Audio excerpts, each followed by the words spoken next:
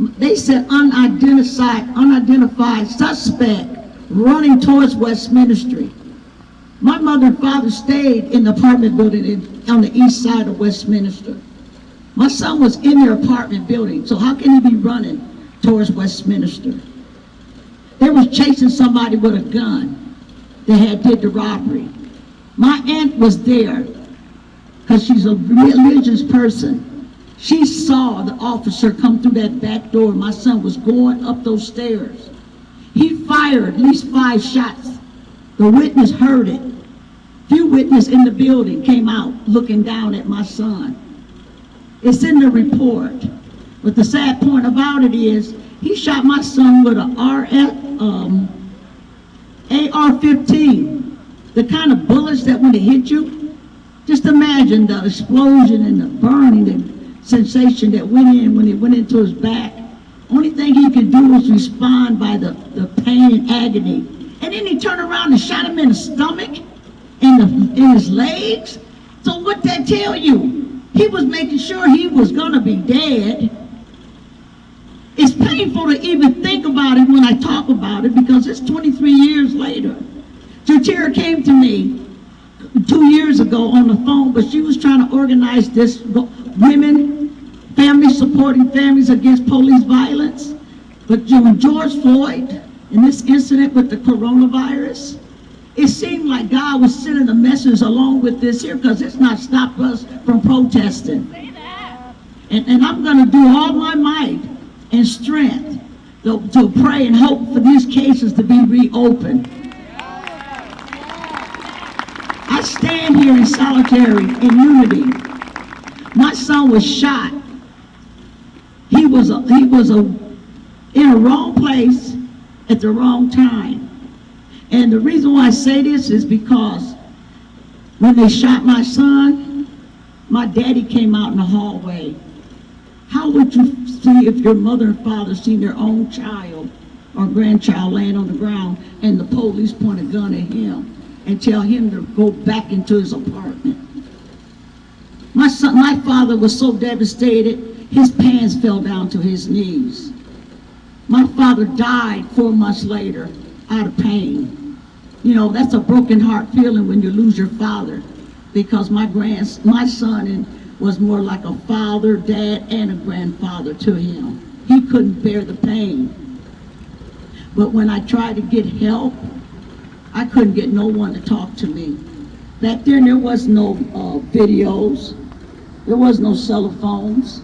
It's about eyewitness. But the thing about it, the officers didn't realize I had one favorite eyewitness that he couldn't threat because he never knew it existed until now when the records came out. When I went with her to Tyr, we talked about it.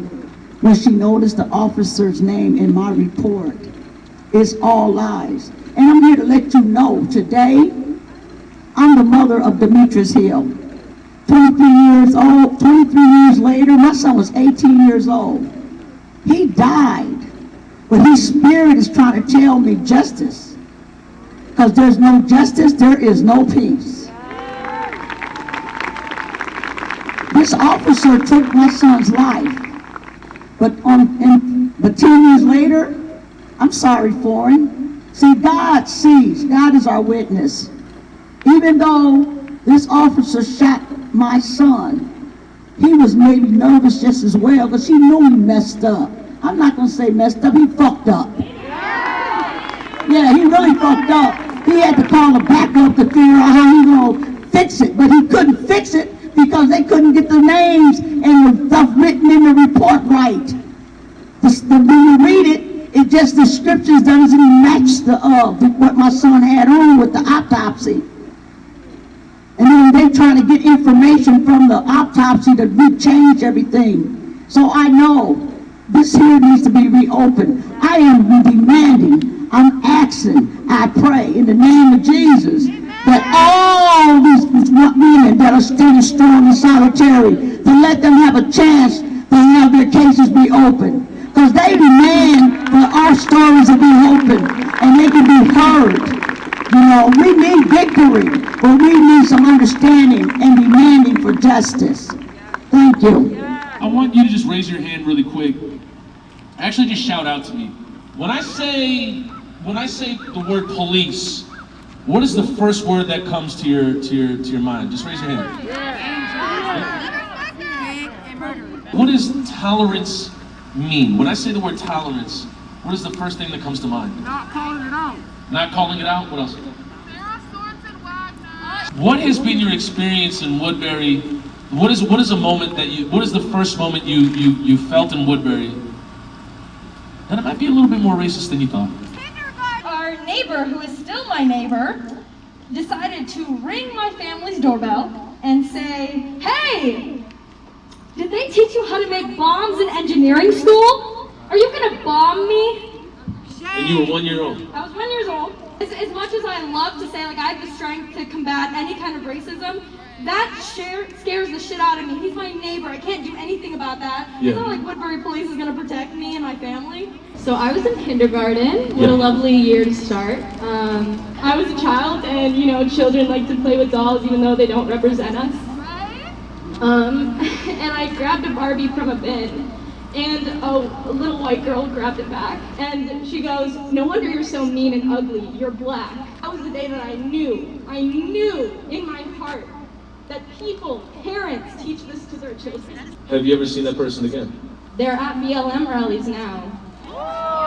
Does it make you feel a certain way that Derek Chauvin is from this district? No, it's not surprising.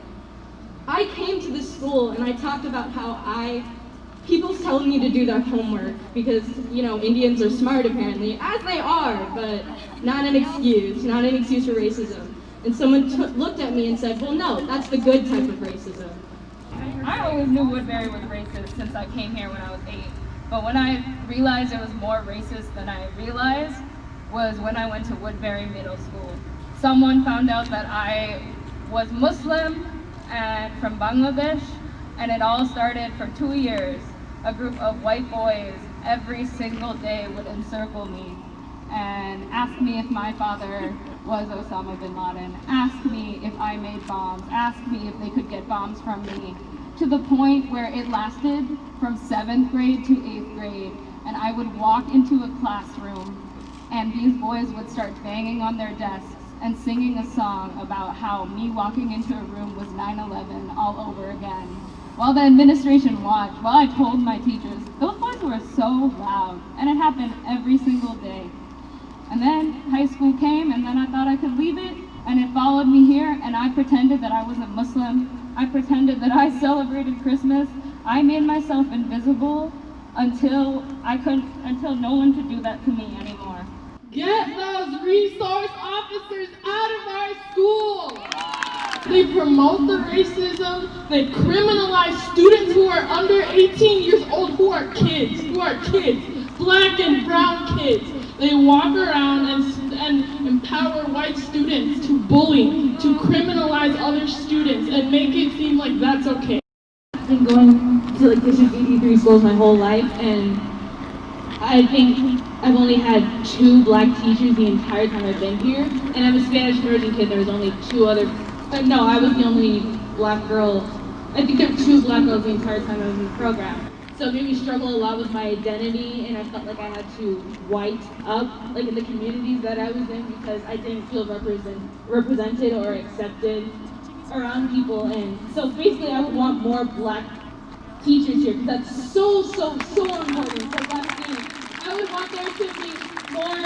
I want Black history to be a mandatory course in our district. There's only 2 faculty members in Woodbury High School that are people of color? Are there? That are black.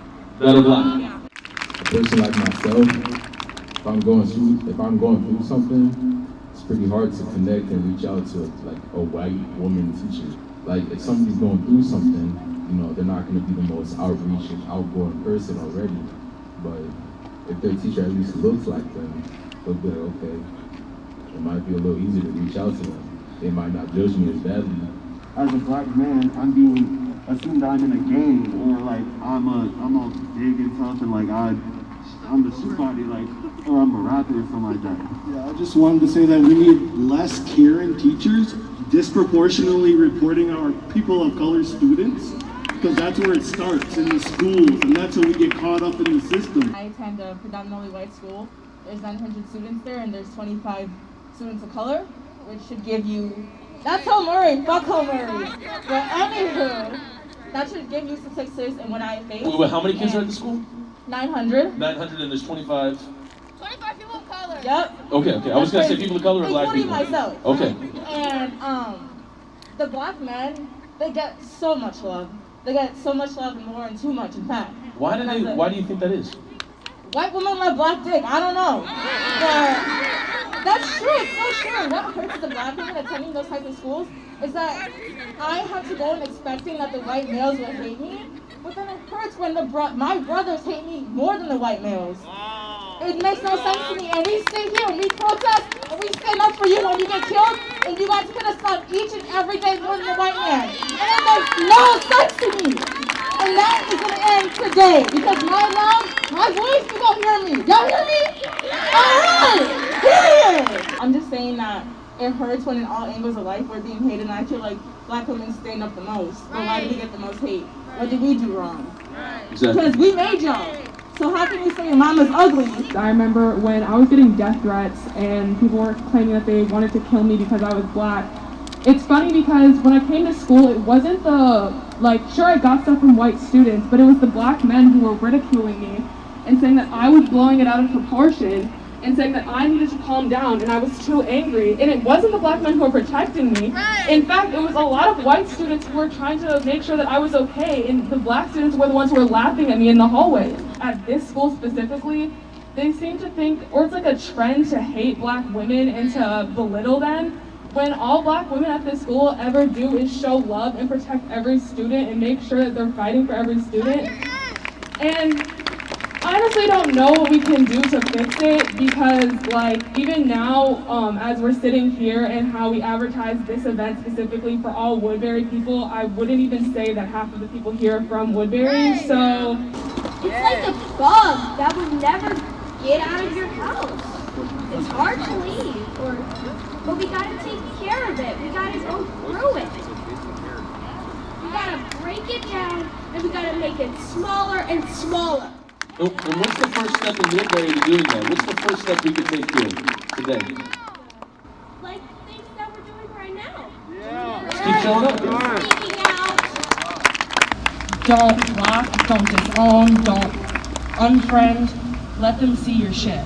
Let them see it, comment on it if you like, but don't get into that ignorant back and forth crap.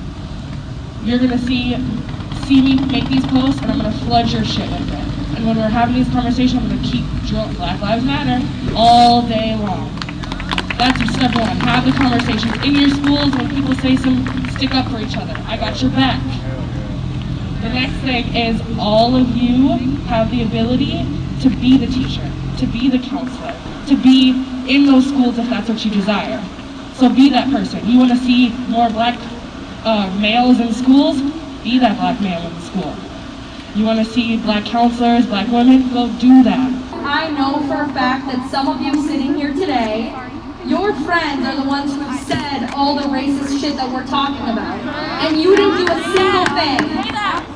So, you can sit here, come to these protests, thank you for coming, but really call out your friends, because if we say, don't be racist to them, they're not going to listen to us, but you have a higher standing in their head. So call them out, because you guys are as silent as them then. You're participating and encouraging their racism and ignorance by not saying anything. You can organize, you can create platforms for the families, you can talk to your teachers or people at the school about having speakers and educating on how many murders there really have been, and just hearing from the people that are impacted in the communities.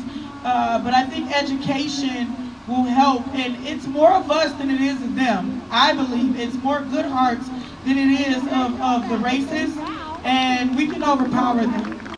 When I say go get your people, and once you find your people, where it starts right here, starts in situations like this, then go get your community.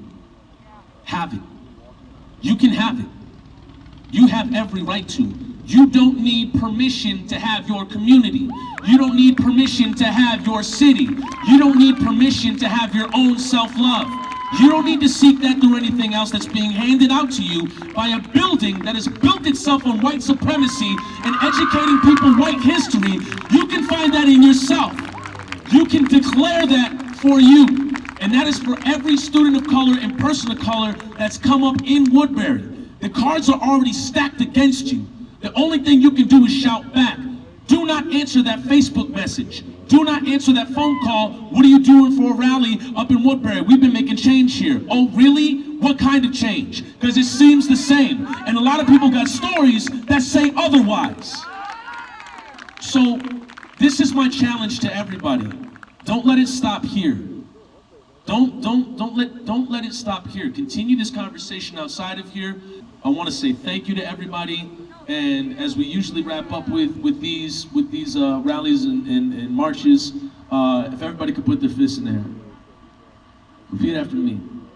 We have a duty to fight for our freedom! We have a duty to fight for our freedom! We have a duty to win! We have a duty to win! We must love and support one another! We must love and support one another! We have nothing to lose but our chains! We have nothing to lose but our chains! We have a duty to fight for our freedom! We have a duty to fight for our freedom! We have the duty to win! We have a duty to win! We must love and we must support one another! We must love and support one another! We have nothing to lose but our chains! We have nothing to lose but our chains! We have a duty